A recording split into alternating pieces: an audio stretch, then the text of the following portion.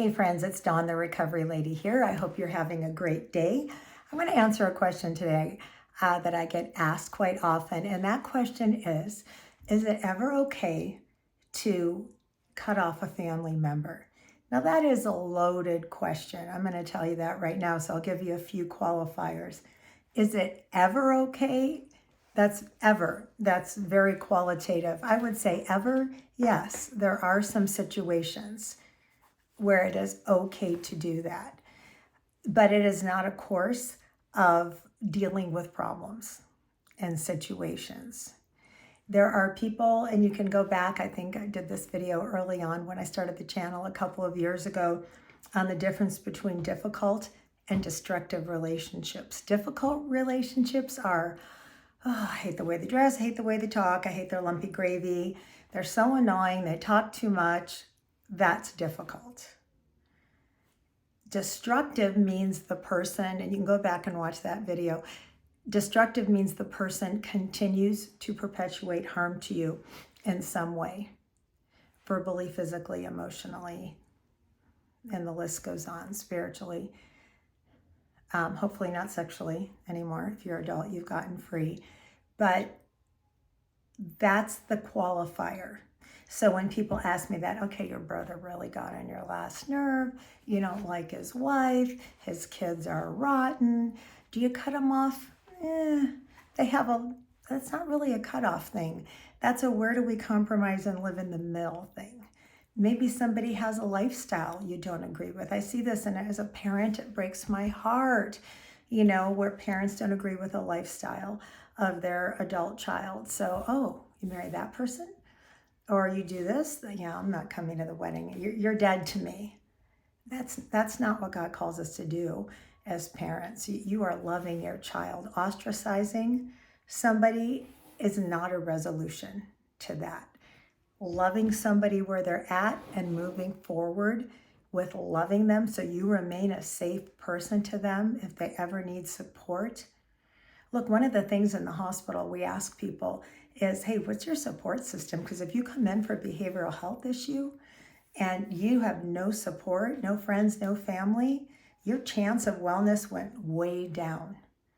And I'm not saying people who are having a lifestyle you don't agree with will end up there, but that's just how important having support is. So if you're watching this like, hey, I'm going to cut my family member off because of a little cold, because of not agreeing with their lifestyle, not a solution, not a solution.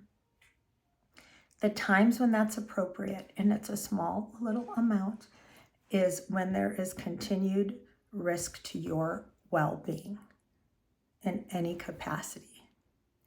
This comes in when we see people, well, I'll tell you this first. I talk to a lot of people who don't have relationships with their adult children because their kids say, hey, you weren't there. Dad beat us. Where were you? Or, you did this or you did that. And it's not always like a traumatic thing or an abuse thing. Sometimes it is. It's often in that person feeling, that adult child feeling that they weren't seen, heard, and valued.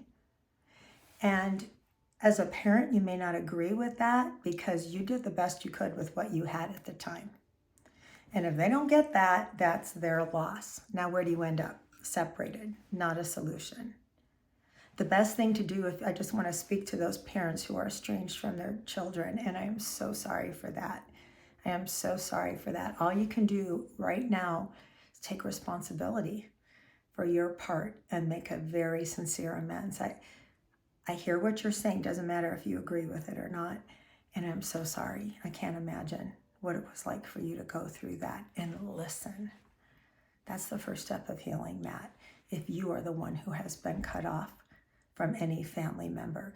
And if you are being accused of something, some form of abuse or neglect or something so heinous that they terminate a relationship with you, the only thing you can control is what's on this side of your palm.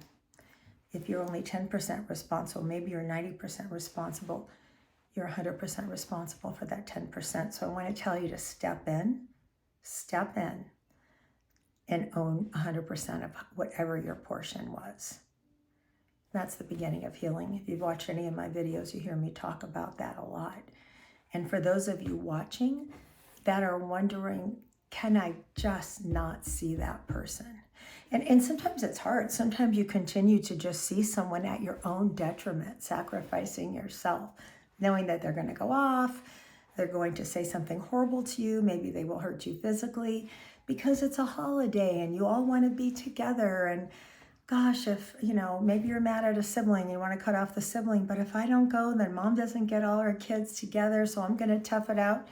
You matter. If you are struggling, especially with sobriety or a vice or your sanity or anxiety, depression, bipolar, anything, and you don't have to put yourself in a situation that's going to cause you detriment to please somebody else. That's a codependent issue. And in the cases, and look, I just want to speak to those who have those estranged relationships, who are the ones that had to make that hard decision to cut someone off. I know, I'm talking about families this time. I'm so sorry that happened, because I know the excruciation of having to make that decision. You may have spent decades saying, gosh, I wish that person would just love me where I'm at. I wish that person would just love me, and wanting them. And for decades, you're trying to please somebody that isn't pleasable. And you're doing it at your own harm. It's coming out in physical illness, spiritual illness, mental illness. It's going to come out. So yes, there are situations where it's okay to say, there hasn't been healing here, and I'm not going to expose myself. I love myself enough to not expose myself to that. And if the rest of your family chooses to move forward, that's on them. And people may say, yeah, but grandpa's not like that anymore. Uncle Joe isn't like that anymore. They don't get to speak and minimize what somebody did. And if there has been no repentance, remorse, restitution, regret, all the things you have to go through, and that person continues to hurt you, because just because they hurt you doesn't mean they hurt everybody, and just because they hurt somebody else doesn't mean they hurt you. It is okay to close the door on a relationship for your sanity. But I want to, again, add, this is not a coping. Systematic elimination is not a coping strategy. Sometimes people kind of want to avoid very hard conversations because of the discomfort. And if you get some counseling, some professional help, there's just so many ways you can use communication strategies and phrase things in a way to be heard. And if it's not safe to see the person or even talk to them on the phone, you can write a letter. And if you get an angry response, you can write the letter and read it to your therapist, your sponsor, your best friend, and a support group, so that you're getting the healing. The person who hurt you's lack of ownership should not impede your wellness or compromise what you know to be true. You have to make the decisions you need to make for yourself. I support you in this. Think about it. Don't take this journey alone. Make sure you're getting the help you need. I love you guys. I'm Dawn, the Recovery Lady, a licensed behavioral health clinician. If this has been useful to you in any way, please like, share, and subscribe. Appreciate you. Bye.